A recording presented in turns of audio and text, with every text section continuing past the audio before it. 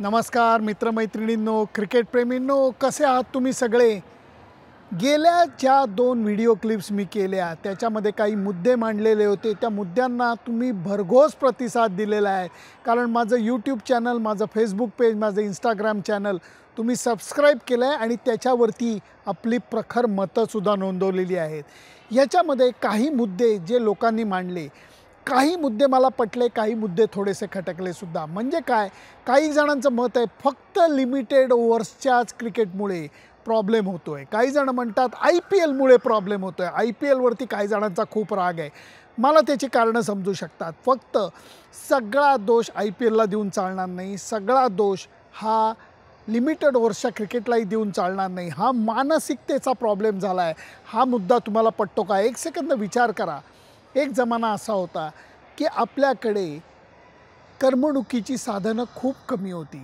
आता हा जुना काळ झाला थोडासा की जेव्हा घराघरामध्ये TV नव्हते, घराघरामध्ये फोन नव्हते. मी वाडा संस्कृतीमध्ये पुण्यामध्ये वाढलेला माणूस आहे आणि तुम्हाला सांगतो आमच्या वाड्यामध्ये पहिला TV हा आमच्या घरी आला तेव्हा 52 लोक राज कपूरचा तिसरी कसम सिनेमा बघायला आमच्या घरामध्ये हजर होते. आणि त्यावेळेला कोणाला हो नाही म्हणायची वगैरे काही गरज नसायची, कारण लोक हक्कानी येऊन बसायचे, सिनेमा छायागीत बघायचे, बातम्या बघायचे आणि नंतर आपापल्या घरी जेवायला जायचे. ही गोष्ट आता विरळा झालेली आहे. आता गंमत कशी झालेली आहे, करमणुकीची साधनं टप्प्याटप्प्याने खूपच वाढत गेली आहे. पहिल्यांदा TV कोणातरी एकाच्या घरी असायचा, आता सगळ्यांच्याच घरी TV झालेले आहेत. त्याचबरोबर मोबाईल नावाचं अत्यंत भयानक यंत्र हे आपल्या सगळ्यांच्या आयुष्यामध्ये आलेलं आहे. हे यंत्र असं आहे की ज्यानी तुम्ही जग फुलवू शकता आणि तुम्ही त्या आपल्या स्वतःच्या जगाची मातीसुद्धा करू शकता. त्याचं कारण असं झालेलं आहे की सगळ्या जणांनीच मला वाटतं संपर्काचे जे दुवे होते त्याला गृहीत धरून आता व्यक्तिगत संपर्क ठेवण्याच्या पद्धती खूप कमी केलेल्या आहेत. मला सांगा, तुम्ही अगदी प्रामाणिकपणे मी साधा प्रश्न विचारतो, शेवटचं हँड रिटन पत्र, हस्तलिखित पत्र तुम्ही आपल्या आईवडिलांना, मित्रमैत्रिणींना, नातेवाईकांना शेवटचं कधी पाठवलं? कुणी तुम्हाला थांबवलेलं आहे? अजिबातच नाही. पण आता प्रत्येकाच्या हातात मोबाईल आलेला आहे, त्यामुळे सगळेजण अत्यंत शॉर्ट मेसेजिंग सर्व्हिस SMS वरती अवलंबून राहत आहेत. नंतर फक्त कोणाला तरी HBD लिहायचं, HBD म्हणजे हॅपी बर्थडे, रिप लिहायचं म्हणजे कुणीतरी आऊट झालेला असला की रिप लिहून मोकळं व्हायचं. इतकंच नाही तर यामुळे संयम म्हणा, शब्दसंपत्ती म्हणा, ही इतकी कमी होत चाललेली आहे की आपण उद्या तू येतोस का माझ्याकडे ओके म्हणायच्या ऐवजीसुद्धा तरुण पिढी के लिहिते, त्याच्यातनं आपण ओके समजून घ्यायचं आहे. मला मुद्दा असा मांडायचा आहे, संयम ही गोष्ट आपल्या सगळ्यांच्याच आयुष्यातनं झपाट्यानं कमी झाली आहे, खास करून शहरी लोकांच्या आयुष्यातनं. कारण सगळ्यांच्या हातात सतत मोबाईल असतो, सगळेजण स्वतःला सतत रमवायचा प्रयत्न करत असतात. ह्याचा परिणाम जनमानसावर झालेला दिसतो आणि तो विरघळून मला वाटतं खेळामध्येही आलेला दिसतो. नवीन पिढीवरती मी घणाघाती टीका केली की अरे या लोकांकडे फलंदाजीची शैलीच नाही, किंवा फलंदाजीची जी आर्ट होती, कला होती, ती कुठंतरी लयाला चालली आहे, असं मी टीकेचा सूर काढलेला होता. हे म्हणत असताना मला हा मुद्दा मांडायचा राहून गेला आहे की ही जनमानसात चालू असलेल्या गोष्टीचं हे प्रतिबिंब आहे. आपल्या सगळ्यांचा संयम हा खूप कमी झालेला आहे. रिमोटचं बटन दाबलं की चॅनल बदलतो आहे. जस्ट आपल्या मोबाईल स्क्रीनवरनं असं केलं की 3-4 क्लिप, 3-4 गोष्टी पुढं मागं करता येत आहेत. या सगळ्यांनी झालं आहे काय की आपल्या वैयक्तिक आयुष्यामध्ये आपण ज्या काय म्हणतात त्याला प्रेमानं, आपुलकीनं नाती जपायचा जे प्रयत्न करायचो, ती नाती मात्र आता होत नाही आहेत. लोकांकडे जाऊन बोलत नाही आहेत, भेटत नाही आहेत. नातेवाईकांमधला दुरावा वाढत चाललेला आहे. भांडणं आहेत का? अजिबात मला म्हणायचं नाही आहे भांडणं आहेत, परंतु त्यामुळे दुरावा वाढत चाललेला आहे, कारण माणूस माणसाला भेटत नाही आहे. या सगळ्याचं एक प्रतिबिंब मला खेळामध्ये उमटलेलं दिसतं. जेव्हा या तरुण पिढीतल्या लोकांना संयम सोडून मी खेळताना बघतो तेव्हा वाटतं की अरे अरे अरे हे काय चाललेलं आहे.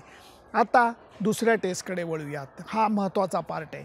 दुसऱ्या टेस्टकडे वळत असताना, प्रिव्ह्यू तुमच्यापुढे मांडत असताना कल्पना आलेली नव्हती की मालिकेमध्ये इंग्लंडची 1-0 आघाडी असेल. मला वाटलेलं नव्हतं, ऑनेस्टली कबूल करतो, मला वाटलेलं नव्हतं. परंतु परिस्थिती तशी आहे. इंग्लंड संघाने जबरदस्त पुनरागमन करत 190 धावांची आघाडी भारतीय संघाला मिळूनसुद्धा त्याच्यातनं सावरत पहिला कसोटी सामना जिंकून दाखवलेला आहे. आणि ह्याच्यामध्ये असंख्य तरंग उठले. त्याचं कारण ओली पोपनी एक भन्नाट वेगळं शतक ठोकून दाखवलं. हे शतक छोटं नव्हतं, भलं मोठं होतं. भारतीय स्पिनर्सना विकेटकडनं मदत मिळत होती, हो मिळत होती. काही फलंदाजांना त्यांनी अडचणीत आणलं, हो अडचणीत आणलं. पण ओली पोपला ते अडचणीत आणू शकले नाही. त्यांनी जे रिव्हर्स स्वीप आणि स्विचिटचे फटके मारले त्याचं उत्तर भारतीय स्पिनर्सकडे नव्हतं, जे अनुभवी स्पिनर्स होते. आता दुसऱ्या कसोटीकडे वळत असताना इंग्लंड संघाचं मनोधैर्य जबरदस्त उंच आहे, भारतीय संघाचं थोडंसं कमी असणार. आणि त्यातनंही एक मोठा धक्का लागलेला आहे. रवींद्र जडेजा आणि KL राहुल दुखापतग्रस्त झाल्याने दुसऱ्या कसोटी सामन्यात खेळणार नाही आहे. आपल्या सगळ्यांनाच माहिती आहे विराट कोहली दुसऱ्या कसोटी सामन्यातसुद्धा नसणार आहे. त्यामुळे आता मधल्या फळीमध्ये एक फलंदाजाला कोणाला संधी मिळते. मला वाटतं ज्याप्रमाणे क्रमवारी आहे त्याच्यामध्ये रजत पाटीदारला ही संधी मिळायची शक्यता जास्त वाटते. भारतीय संघ व्यवस्थापनाने जर का विचार केला की स्पिनरला कोण चांगलं खेळतं आणि त्याच्यामध्ये सरफराजची बाजू त्यांना उजवी वाटली तर कदाचित तो खेळू शकतो. त्याचबरोबर पहिल्या कसोटी सामन्यामध्ये अक्षरच्या जागी कुलदीप यादवला खेळवायला पाहिजे होता असं बऱ्याच जणांचं मत होतं. माझंसुद्धा त्याला सहमती होती. पहिल्या टेस्ट मॅचमध्ये अक्षरला बाहेर ठेवणं थोडंसं अवघड होतं, कारण भारतात झालेल्या अगोदरच्या कसोटी सामन्यामध्ये अक्षरनी धुमाकूळ घालून दाखवलेला होता. त्याच्या बॉलिंगला भल्या फलंदाजांना उत्तर मिळालेलं नव्हतं. दुसऱ्या कसोटी सामन्यामध्ये आता कुलदीप खेळेल असं जास्त वाटतं आहे. सौरभ कुमारला घेतलेलं आहे, जो लेफ्ट आर्म स्पिनर आहे. रणजी ट्रॉफीमध्ये तुफान कामगिरी करून या पोराला आता इंडियन टीममध्ये जागा मिळालेली ही खरंच चांगली गोष्ट आहे. परंतु मला असं वाटतं की खूप बदल करण्याच्या मनस्थितीमध्ये भारतीय संघ ऑलरेडी नसेल, कारण 2 बदल तर करायलाच लागणार आहेत. त्याच्यामध्ये कुलदीप यादवला जागा मिळायची शक्यता मला जास्त वाटते. अक्षरला काढून अजून कुठल्या तरी स्पिनरला खेळणं हे थोडं मला अवघड वाटतं, कारण अखेर परत अष्टपैलुत्वाचा मुद्दा येतो. भारतीय संघ 5 प्रमुख बॅट्समननी खेळत आलेला आहे गेल्या कसोटी सामन्यामध्ये. कोना भरत, KS भरत हा सुद्धा विकेटकीपर म्हणून खेळलेला आहे आणि त्यांनी बऱ्यापैकी चांगली कामगिरी केली, विकेटकीपिंग चांगली केली. दोन्ही इनिंगमध्ये विकेटवरती उभं राहून चांगली बॅटिंग करायचा त्यांनी प्रामाणिक प्रयत्न केला. ही गोष्ट नाकारून चालणार नाही. आता मुद्दा उरतो भारतीय संघ व्यवस्थापनाचे जे बॅटिंगचे कोच आहेत विक्रम राठोड, त्यांचं म्हणणं आहे की गिल आणि श्रेयस अय्यर लवकरच धावा करतील. आता परत आकडेवारीच्या बाबतीत मी कमजोर आहे, तुम्हाला ते माहिती आहे की गेल्या 11 डावामध्ये या दोघांच्या धावा झालेल्या नाही आहे. त्यामुळे आता ते धावा करतील या म्हणण्याला खरंच अर्थ नाही.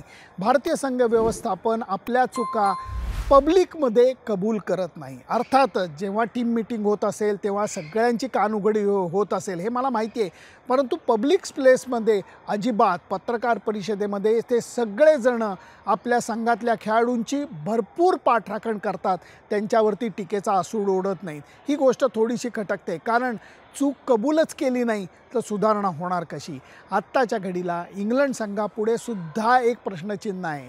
पहिल्या सामन्यामध्ये मार्कवूड खेळलेला होता आणि मार्कवूडला कुठलाच प्रभाव पाडता आला नाही. त्यामुळे बेन स्टोक्स खरोखर विचार करत असेल की संपूर्णपणे स्पिन बॉलिंगचाच अटॅक घेऊन दुसऱ्या कसोटी सामन्याला जायचं. विशाखापट्टणमची खेळपट्टी ही किंचित लाल मातीची आहे हे सुद्धा आपण लक्षात घेतल्यावर पाहिजे. हैदराबादची खेळपट्टी ही पांढऱ्या मातीची होती, त्यामुळे तिथं बॉल वळत होता, तो स्लो वळत होता. ती गोष्ट परत राजकोटला कदाचित बघायला मिळेल, परंतु विशाखापट्टणममध्ये लाल जर का विकेट असलं आणि जर का तो टर्निंग ट्रॅक असला तर तिथं जो बॉल वळेल तो वेगळ्या पद्धतीने वळेल. ह्याच्यामध्ये 2 मुद्दे उरतात. महत्त्वाचं ठरणारे काय तर दोन्हीकडचे बॅट्समन या सगळ्या परिस्थितीला जुळवून कसं घेतात. इंग्लंड संघाने पहिल्या टेस्ट मॅचमध्ये जुळवून घेतलं का? ओली पोपची इनिंग सोडली तर त्यांनाही तेवढं ते जमलेलं नाही आहे. हे म्हणत असताना दोन्ही डावामध्ये इंग्लंडच्या सलामीच्या जोडीनी चांगली सुरुवात करून दिली होती हे नाकारून चालणार नाही, हे लक्षात ठेवायला लागेल. त्याचबरोबर भारतीय संघाकडनं जसप्रीत बुमराहने ठसा उमटवला. विकेट कसंही असलं तरी त्या विकेटवरती बॉलिंग कशी ॲडजस्ट करायची, विकेट कशा काढायच्या हे तंत्र मला माहिती आहे असं जणू काही बुमराहने संदेश दिलेला आहे. सिराजला मात्र तसा ठसा उमटवता आलेला नाही आहे. भारतीय संघ व्यवस्थापनाला हा विचार करायला लागेल की बुमराह आणि त्याच्याबरोबर आपण 4 स्पिनरनी आपलं 3 स्पिनर अजून जे आहेत त्याच्यात एक स्पिनर वाढवायचा का. याच्यामध्ये एक होणार आहे की जे ऑलरेडी 5च बॅट्समन घेऊन खेळायचे जे विचार होता त्यालासुद्धा आता जबरदस्त विचार करायला लागणार आहे. कारण तुम्हाला सांगतो भारतीय संघाच्या बॅटिंगमध्ये फॉर्मही नाही आहे, अनुभवही नाही आहे. आता ही गोष्ट 2020 साली ऑस्ट्रेलिया सिरीजमध्येही झाली होती की एकीकडे फॉर्मशी काही जण झगडत होते, दुसरीकडे एका पाठोपाठ एक दुखापती होत होत्या, नवनवीन खेळाडूंना खेळायला लागलेलं होतं आणि त्याच्यातनं भारतीय संघ अक्षरशः फिनिक्स पक्षाप्रमाणे उडून बाहेर आलेला होता. ती गोष्ट विसरता येणार नाही. प्रश्न उरतो हा की आत्ताच्या या खेळाडूंमध्ये ती धमक आहे का. कागदावर नक्कीच आहे, मैदानावरती आहे की नाही हे बघायला मी उत्सुक असणार आहे. इंग्लंड संघाकडनं जर का बोलायचं झालं तर त्यांच्या बॅटिंगमध्ये बदल होणार नाही आहे. त्यांच्या बॅटिंगमध्ये म्हणजे बॅटिंगच्या क्रमवारीतही बदल होणार नाही आहे, मानसिकतेमध्ये विचारामध्येही बदल होणार नाही आहे. बिंदास बेधडकच क्रिकेट ते खेळणार. त्यामुळे राहुल द्रविड आणि रोहित शर्माला बसून हे नक्कीच डोकं खाजवायला लागलेलं असणार की रिव्हर्स स्वीप आणि स्विच हिटला थांबवायचं कसं, त्याच्याकरता फील्ड अरेंजमेंट लावायची कशी, बॉलर्सनी आपल्या बॉलिंगमध्ये बदल करायचे कसे. या सगळ्याची उत्तरं ही संघ व्यवस्थापन आणि कप्तानाला शोधायला लागणार आहे.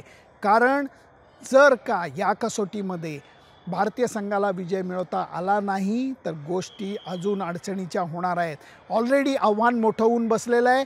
कारण KL राहुल, जडेजा आणि विराट कोहली हे ह्या सामन्यामध्ये नसणार आहेत. हे 3 अनुभवी खेळाडू आहेत, भरवशाचे खेळाडू आहेत, चांगल्या फॉर्ममधले खेळाडू आहेत. ते नसताना ज्यांना संधी मिळणार आहे ते या संधीचं सोनं करतात का माती करतात. त्याचबरोबर टर्निंग ट्रॅकवरती शुभमन गिल आहे, श्रेयस अय्यर आहे, यांना बचावाचं तंत्र झेपलेलं नाही आहे. ते ओली पोपसारखी इनिंग खेळतात, सोपं नाही आहे. कारण त्यांना गेल्या 10-11 डावामध्ये आलेलं अपयश आता त्यांनाही कळू लागलेलं आहे. त्यामुळे तेही भयानक मोठे शॉट मारायच्या प्रयत्नात जर का आऊट झाले तर टीकेचा सूर अजून वाढेल आणि निवड समिती नंतर योग्य निर्णय घ्यायच्या पवित्र्यात असेल. या सगळ्याची उत्तरं आपल्याला दुसऱ्या टेस्ट मॅचमध्ये मिळणार आहे. पहिल्या टेस्ट मॅचप्रमाणे साधी गोष्ट आहे, नाणेफेक जिंकणारा कप्तान पहिली बॅटिंगच घेईल. कारण चौथ्या इनिंगमध्ये 200-250 धावांचा पाठलाग करत असतानासुद्धा गडबड कशी होते हे आपल्याला सातत्याने बघायला मिळालेलं आहे. पहिल्या टेस्ट मॅचमध्येही ते बघायला मिळालेलं आहे.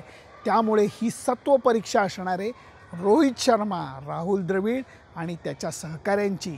कारण 5 कसोटी सामन्यांची मालिका आहे, 1-0नी भारतीय संघ पिछाडीवरती आहे. आता ही रिकव्हरी मॅच जिंकूनच करायला लागेल. बोलायला सोपं, करायला अवघड अशीच ही गोष्ट आहे. त्यामुळे पदार्पण करायची संधी कोणाला मिळते, कुलदीप यादवला संधी मिळाली तर तो कसा ठसा उमटवतो, तो कसा फसवतो. जे स्विच हिट आणि रिव्हर्स स्वीपचा उपयोग करतायत त्यांना कुलदीप यादव कसा त्रास देतो हे बघायला मजा येणार आहे. माझं लक्ष संपूर्णपणे विशाखापट्टणमच्या मॅचवरती असणार आहे. तुमचं मत काय आहे, तुम्हाला काय वाटतं, कुलदीपला खेळवायला पाहिजे असं अगोदरचंच काही जणांचं मत होतं, तुमचं मत काय आहे. मी जो संयमाचा मुद्दा मांडला की समाजाचं प्रतिबिंब हे खेळात उमटलेलं आहे, या मुद्द्यावरती तुम्हाला काय वाटतं.